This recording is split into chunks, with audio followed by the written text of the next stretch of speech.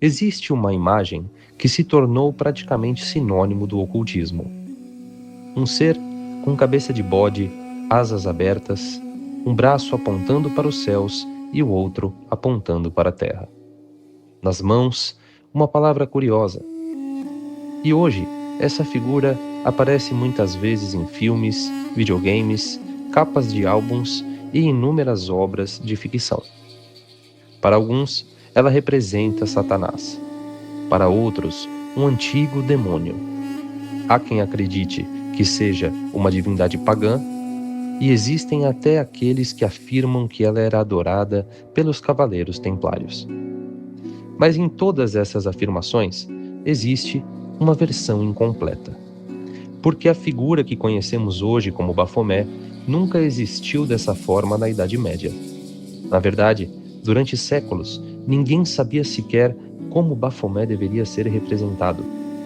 Não existia uma imagem, não existia uma descrição, nem um consenso. Existia apenas uma palavra misteriosa registrada em antigos documentos judiciais. E foi justamente essa palavra que deu origem a uma das maiores lendas da história do ocultismo. Para compreendê-la, precisamos voltar muitos séculos atrás. Em uma época em que reis enfrentavam papas, impérios disputavam poder e uma das ordens militares mais influentes da cristandade caminhava para sua destruição. É ali que nossa investigação realmente começa.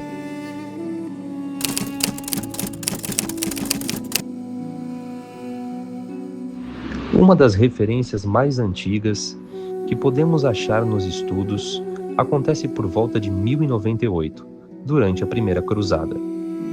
Um cavaleiro chamado Anselmo de Ribemont escreveu uma carta dizendo que os muçulmanos invocavam Baphomet antes da batalha. E é aí que começa o verdadeiro mistério acerca das nossas pesquisas. Anselmo de Ribemont morreu em 25 de fevereiro de 1099 em Arca, no Emirado de Trípoli.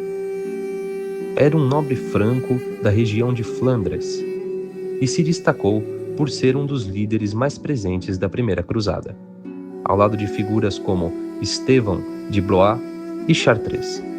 Suas cartas ao arcebispo de Reims são consideradas registros valiosos e contemporâneos dos acontecimentos das cruzadas, escritas realmente por quem esteve no campo de batalha, e não um relato posterior ou de segunda mão. O termo aparece pela primeira vez numa carta de 1098, na qual Anselmo descreve momentos que antecedem confrontos com soldados muçulmanos. Ele escreve que ao amanhecer eles invocavam ruidosamente o nome Baphomet, enquanto os cristãos rezavam silenciosamente em seus corações. Isso teria ocorrido durante o cerco de Antioquia em 1097-1098, quando os turcos invocavam ruidosamente Baphomet enquanto combatiam os cruzados.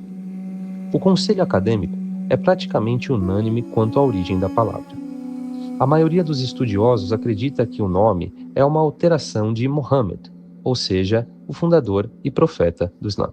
Segundo a Enciclopédia Britânica, a maioria dos estudiosos concorda que a palavra se refere ao profeta Maomé.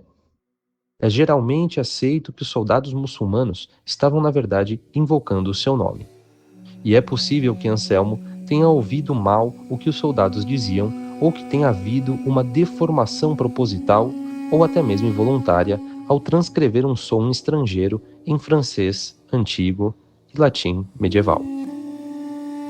Esta carta de Anselmo seria o único registro confiável, e talvez o mais antigo, que temos a explorar sobre as origens da palavra Baphomet. Dentro disso, podemos concluir que, após essa carta, tivemos mais ou menos 200 anos sem qualquer conotação sinistra e sem qualquer tipo de menção ligada a esta palavra.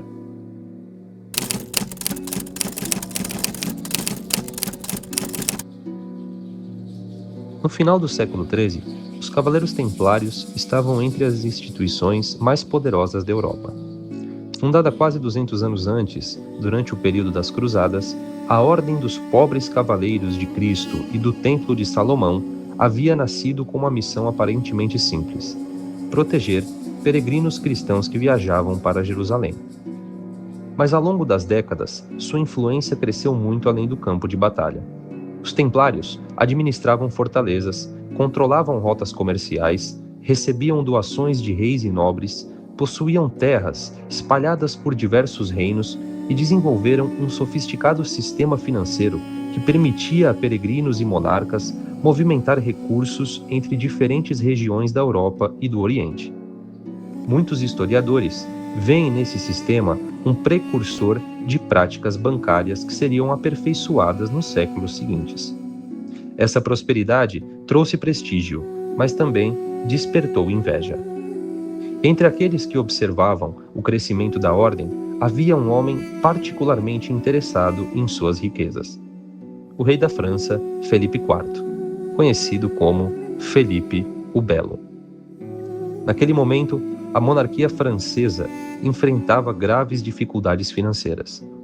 Guerras sucessivas haviam consumido enormes recursos. A coroa acumulava dívidas e uma parte significativa desses empréstimos envolvia justamente os templários.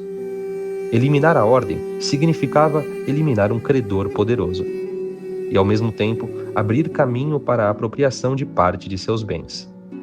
Entretanto, destruir uma ordem reconhecida pela Igreja não era uma decisão que um rei pudesse tomar sozinho. Era necessário construir uma justificativa. E essa justificativa surgiu na forma de uma série de acusações que mudariam para sempre não somente a história dos Templários, mas o significado da palavra Baphomet. Na madrugada de 13 de outubro de 1307, uma sexta-feira, oficiais do rei executaram uma operação cuidadosamente planejada. Em diferentes regiões da França, centenas de cavaleiros foram presos praticamente ao mesmo tempo. Entre eles estava o grão-mestre da ordem, Jacques de Molay. As acusações eram gravíssimas: heresia, blasfêmia, práticas obscenas, rituais secretos, negação de Cristo e idolatria. Segundo alguns depoimentos obtidos durante os interrogatórios, os iniciados seriam obrigados a prestar reverência a uma misteriosa figura chamada Baphomet. Aqui encontramos um dos maiores problemas históricos de toda essa narrativa. Os relatos não concordam entre si. Algumas testemunhas falam de uma cabeça, outras mencionam um ídolo, há quem descreva um rosto barbado, outros falam de uma figura metálica. Alguns sequer utilizam a mesma grafia da palavra Baphomet. As variações de relatos são numerosas, e nenhuma delas descreve o ser com cabeça de bode que conhecemos atualmente. Na verdade, durante todo o processo contra os templários, jamais aparece uma descrição que corresponde à famosa imagem criada séculos depois. Esse detalhe costuma passar desapercebido, mas ele muda completamente a investigação. Porque se ninguém descrevia Baphomet da forma que imaginávamos hoje, de onde surgiu essa imagem? Antes de responder, precisamos entender outra questão ainda mais intrigante. Os depoimentos dos templários eram realmente confiáveis ou foram produzidos sob circunstâncias que comprometem seu valor histórico? Essa pergunta nos leva à próxima questão. Por que tantos historiadores tratam essas confissões com cautela e quais são as principais hipóteses para explicar o mistério do nome de Baphomet? Quando lemos os documentos do processo contra os templários, uma impressão inicial pode surgir. Se tantas pessoas confessaram adorar Baphomet, será que isso realmente aconteceu? A resposta não é tão simples. Para compreendê-la, precisamos abandonar por alguns instantes nossa forma moderna de entender a justiça.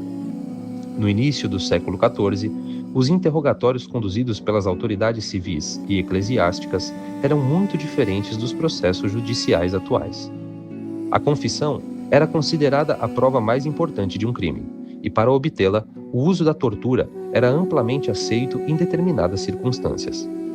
Isso significa que muitos depoimentos produzidos durante o julgamento dos Templários foram obtidos sob intensa pressão física e psicológica. Alguns cavaleiros confessaram. Dias depois, retiraram suas declarações, outros mantiveram as confissões e houve aqueles que pretendiam morrer a admitir qualquer culpa. Esse cenário torna extremamente difícil saber quais informações refletem os acontecimentos reais e quais podem ter sido resultado de uma coerção. É justamente por isso que os historiadores tratam esses documentos com bastante cautela. Eles não são ignorados, mas também não podem ser aceitos literalmente. Quando analisados em conjunto, revelam algo muito curioso. Os relatos raramente concordam entre si. Em certos processos, Baphomet sequer é mencionado. Essa ausência de uniformidade causa um enorme problema para qualquer historiador. Se realmente existe um objeto de culto comum a toda a ordem dos Templários, seria natural esperar descrições relativamente consistentes entre si. Mas é exatamente o contrário que encontramos. As versões mudam de cidade para cidade, de interrogatório para interrogatório, de testemunha para testemunha. Quanto mais documentos são estudados, mais difícil se torna reconstruir aquilo que realmente aconteceu. E é justamente nesse ponto que surgem as grandes hipóteses. Talvez a maior pergunta de todas não seja o que era Baphomet, mas o que significava essa palavra. Ao longo dos séculos, estudiosos propuseram diversas interpretações. Nenhuma delas foi aceita de maneira definitiva. Uma destas hipóteses, mais conhecidas, afirma que Baphomet seria uma deformação da palavra Mohammed. Durante as cruzadas, era relativamente comum que autores europeus escrevessem o nome do profeta do Islã de formas muito diferentes. Em alguns manuscritos, aparecem grafias como Mahomet, Mahumet e até Baphomet. Segundo essas interpretações, os acusadores dos Templários poderiam estar insinuando que a ordem havia sido corrompida pelo contato prolongado com o Oriente e passado a venerar um falso deus associado aos muçulmanos. Essa hipótese poderia fazer muito sentido dentro do contexto político da época. Os Templários haviam permanecido durante décadas na Terra Santa. Mantinham contato constante com populações islâmicas e acusá-los de adorar práticas orientais ajudava a reforçar a imagem de heresia que Felipe IV desejava construir. Mas essa não é a única possibilidade. Outros pesquisadores sugerem também que Baphomet poderia ter sido símbolo interno da própria ordem. Há quem proponha relações com tradições gnósticas, outras enxergam possíveis influências herméticas e existem ainda hipóteses ligando a palavra a expressões gregas ou árabes. Entretanto, nenhuma dessas teorias encontrou provas suficientes para ser considerada conclusiva. Na verdade, talvez jamais iremos descobrir o significado original da palavra, e essa incerteza faz parte da própria história de Baphomet.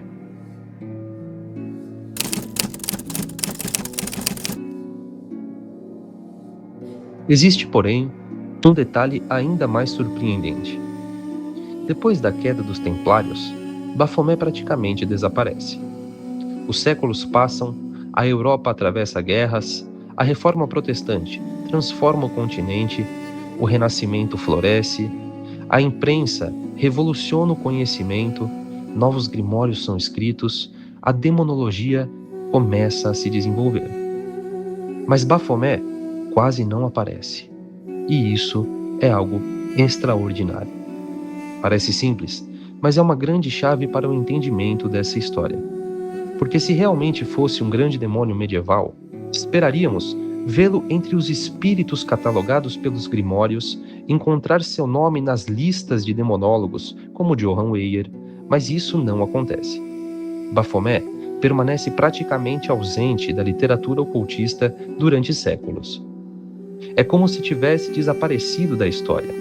E é justamente esse silêncio que torna o próximo capítulo tão importante. Porque quando Baphomet finalmente retorna, ele já não é mais a misteriosa palavra registrada nos processos judiciais envolvendo templários. Ele se transforma em algo completamente diferente. Não por causa de um rei, nem de um papa, muito menos de uma ordem militar, mas pelas mãos de um único homem, o ocultista francês Eliphas Lévi.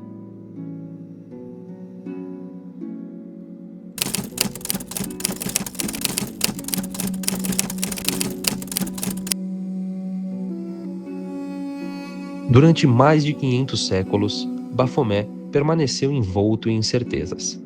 Seu nome aparecia nos processos contra os templários, era citado ocasionalmente em discussões históricas, mas não existia uma imagem oficial.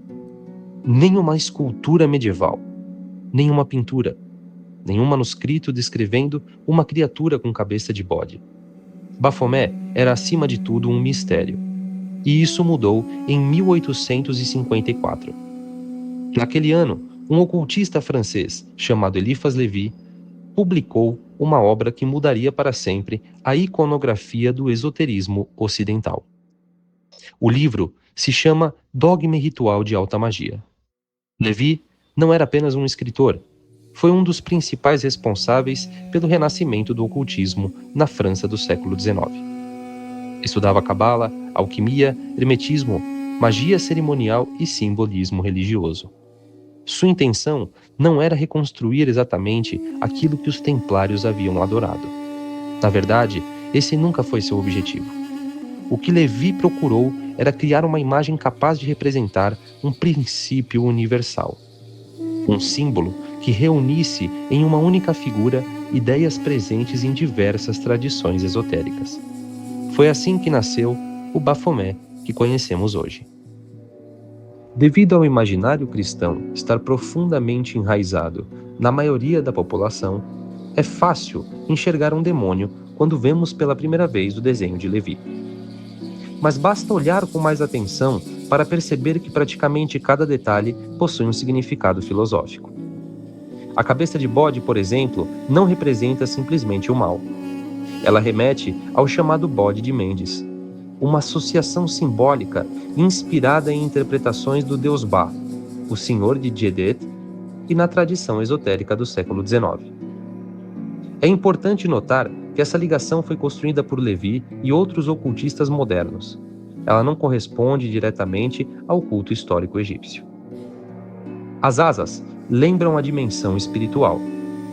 Os cascos permanecem firmes sobre a matéria. No centro do corpo, encontramos um caduceu, símbolo associado à energia vital e à reconciliação de forças opostas. Os seios femininos convivem com um corpo de aparência masculina, trazendo uma androgenia divina. Lévi uniu características de ambos os sexos para representar um princípio que transcende essa divisão. Na testa, uma tocha acesa, indicando a luz que ilumina a escuridão. Ela não simbolizava a destruição, simbolizava a própria chama da consciência. Os braços também revelam uma mensagem importante. Um aponta para o alto e outro aponta para baixo. Talvez o detalhe mais importante de todos esteja escrito nos antebraços da criatura. Em um deles, Lévi escreveu Solve e no outro, Coagula. Essas duas palavras pertencem ao vocabulário da alquimia. Solver significaria essencialmente dissolver e coagular significaria reunir novamente. Na linguagem alquímica, elas representam o processo de transformação. Primeiro, aquilo que é imperfeito precisa ser desfeito. Depois, reorganizado em uma forma mais elevada. Lévi utiliza esse princípio para falar não apenas da matéria, mas do próprio ser humano. Transformar-se exige abandonar antigas estruturas para construir algo novo. Baphomet torna-se assim uma imagem da própria iniciação espiritual, muito distante da ideia de um simples demônio. Como pudemos ver no nosso vídeo anterior sobre Eliphas Lévi, existe uma palavra que resume praticamente todo o seu pensamento: equilíbrio.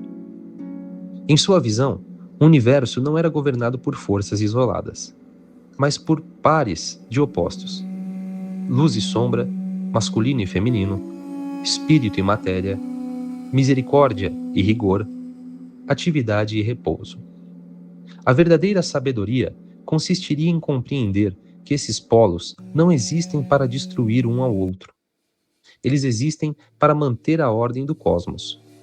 É justamente por isso que Baphomet possuía elementos aparentemente contraditórios. Ele não representa o triunfo da escuridão, representa a coexistência dos contrários. Essa interpretação aproxima a figura de conceitos presentes na alquimia e coligados a mistérios iniciáticos. Essa imagem é uma construção filosófica, e talvez esse seja o maior mal-entendido envolvendo Baphomet. Milhões de pessoas olham para essa imagem e acreditam estar vendo um antigo ídolo medieval. Na realidade, estão olhando para uma obra criada no século XIX. A partir da publicação de Dogma e Ritual de Alta Magia, aconteceu algo que Levi provavelmente jamais imaginou. Sua ilustração começou a circular. Foi reproduzida, copiada, reinterpretada e pouco a pouco a imagem passou a substituir completamente o antigo mistério medieval. As pessoas deixaram de perguntar o que era Baphomet e passaram a acreditar que sempre souberam a resposta. A figura criada por Levi tornou-se tão influente que acabou sendo confundida com a própria origem do nome. Uma interpretação do século XIX passou a ser vista como um retrato fiel de um suposto culto do século XIV. E foi justamente essa confusão que abriu caminho para uma nova transformação. Porque no século XX, Baphomet deixaria de ser apenas um símbolo filosófico e passaria a representar algo completamente diferente. Algo que Levi nunca nem chegou a conhecer. Quando Eliphas Levi publicou sua famosa ilustração em 1854, dificilmente poderia imaginar o destino que ela teria. Naquele momento, Baphomet era apenas um símbolo dentro de um sistema filosófico muito específico. Levi não pretendia fundar uma religião nem criar um novo culto, muito menos estabelecer uma representação definitiva do diabo. Sua intenção era ilustrar princípios herméticos e alquímicos através de uma imagem rica em significado. Mas as imagens possuem uma característica curiosa. Depois que entram no imaginário coletivo, deixam de pertencer a seu criador. Cada geração passa a interpretá-la de uma maneira diferente. Foi exatamente isso que aconteceu com Baphomet. Ao longo da segunda metade do século XIX, ocultistas ligados ao renascimento esotérico europeu passaram a reproduzir a figura em livros, estudos e tratados sobre magia. A influência de Levi alcançou autores importantes como Papus, Stanislas de Guaita e, posteriormente, diversas correntes iniciáticas que floresceram na Inglaterra e na França. Embora nem todos utilizassem Baphomet da mesma forma, sua imagem já havia se tornado parte do vocabulário visual do ocultismo moderno. O antigo nome registrado nos processos dos Templários finalmente havia adquirido um rosto, mas teria perdido completamente o seu significado primordial.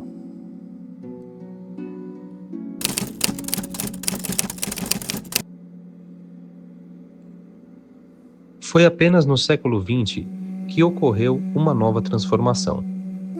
Em 1966, o escritor norte-americano Anton LaVey fundou a Igreja de Satanás. Ao desenvolver a identidade visual do movimento, LaVey adotou um símbolo conhecido como o Sigilo de Baphomet, uma cabeça de bode inscrita em um pentagrama invertido cercada por caracteres hebraicos. É importante compreender um detalhe histórico. Embora ambos utilizassem a figura do bode, tratam-se de representações diferentes, produzidas em contextos distintos e com finalidades distintas. A associação entre Baphomet e o satanismo moderno consolidou-se principalmente a partir desse momento. Para grande parte do público, as diferenças históricas desapareceram. As imagens passaram a ser confundidas. O nome Baphomet tornou-se sinônimo de Satanás. E essa interpretação acabou sendo amplificada pela cultura popular das décadas seguintes. Curiosamente, a figura que hoje muitos enxergam como um demônio deve muito mais ao imaginário dos séculos XIX e XX do que aos documentos do século XIV. Poucos símbolos atravessaram tantas transformações quanto Baphomet. Ele aparece em capas de álbuns de heavy metal, em filmes de terror, em séries televisivas, em histórias em quadrinhos, em videogames, na internet e em teorias da conspiração. Cada novo contexto acrescentou um significado diferente e amplificou a visão maléfica deste símbolo antigo. Em alguns casos, Baphomet se tornou um emblema de rebeldia e, em outros, um símbolo de liberdade religiosa. Há quem veja como uma representação do conhecimento oculto, há quem o interprete como a própria imagem do mal. Essas leituras coexistem até hoje, mas nenhuma delas corresponde exatamente ao contexto em que a palavra surgiu pela primeira vez. É justamente aí que percebemos como os símbolos mudam ao longo da história. Eles sobrevivem, mas raramente permanecem iguais. Voltamos então à pergunta que rege a nossa história. Quem é Baphomet? Depois de percorrer mais de 700 anos de história, talvez a resposta mais honesta seja: depende da época em que fazemos essa pergunta.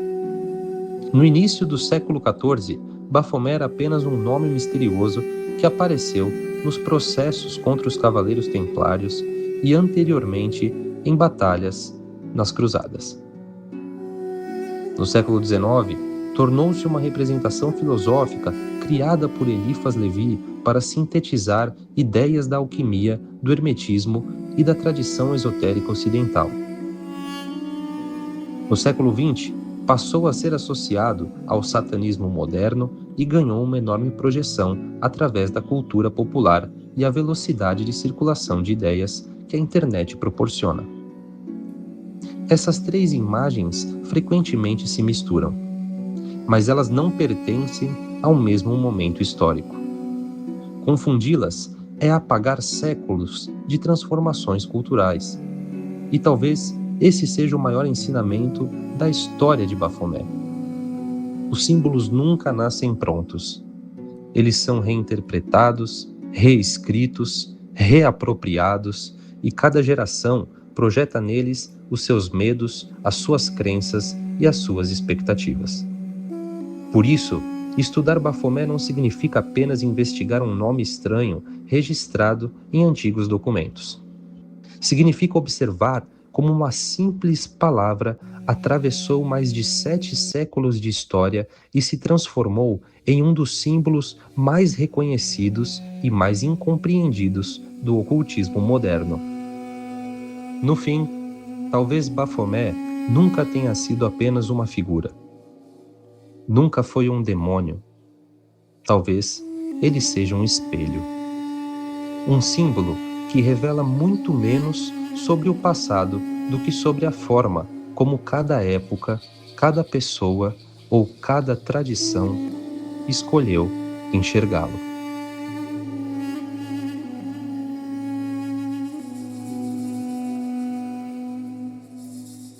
Se você aprecia estudos ocultistas e esotéricos, eu peço para que você considere se inscrever no nosso canal, deixar o seu comentário, a sua dúvida, pergunta ou depoimento e também um joinha. Este é um espaço livre para que possamos discutir, elucidar todas as maravilhas do mundo ocultista. E nunca se esqueça, luz e sombra são o caminho, mas o caminho é guiado pela luz.